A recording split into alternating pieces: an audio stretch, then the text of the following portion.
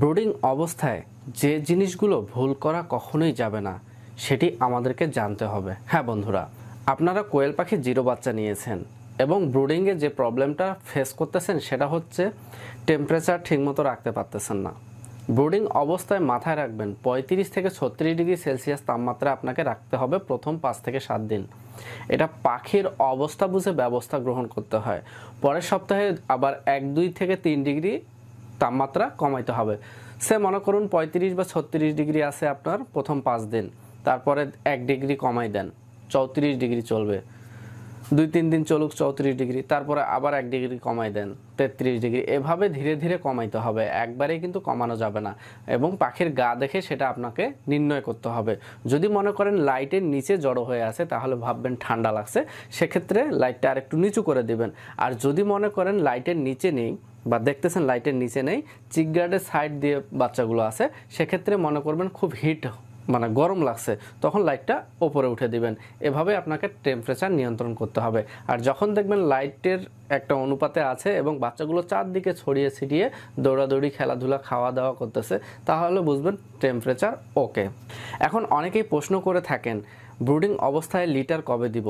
Paper তো আমরা use করি, শুরু 3 দিন বা 4 দিন বা 5 দিন হোক পেপার অথবা পাটের যে চটি সেটা ব্যবহার করতেছি, বা অনেকেই সুতি কাপড় ব্যবহার করেন।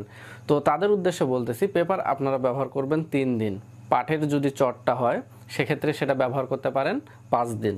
পেপার তখন কি করবেন, সম্পূর্ণ পেপারটা তুলে দিবেন এবং সম্পূর্ণ পেপার তুলে দেওয়ার পর সেখানে ইউজ করবেন হচ্ছে ধানের তুষ।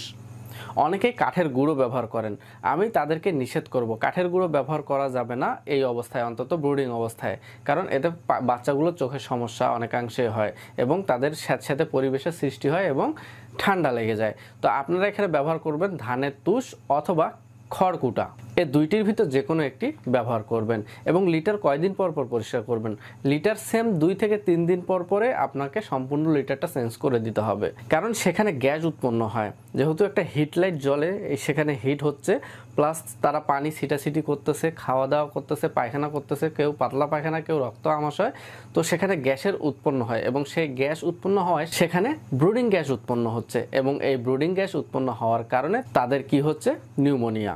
এই জন্য আমাকে লিটারটা অন্তত 2 থেকে 3 দিন পর পর পরিষ্কার করতে হবে।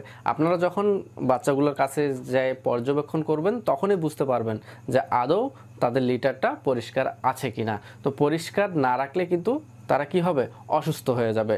এই দিক পরিলক্ষিত করতে হবে।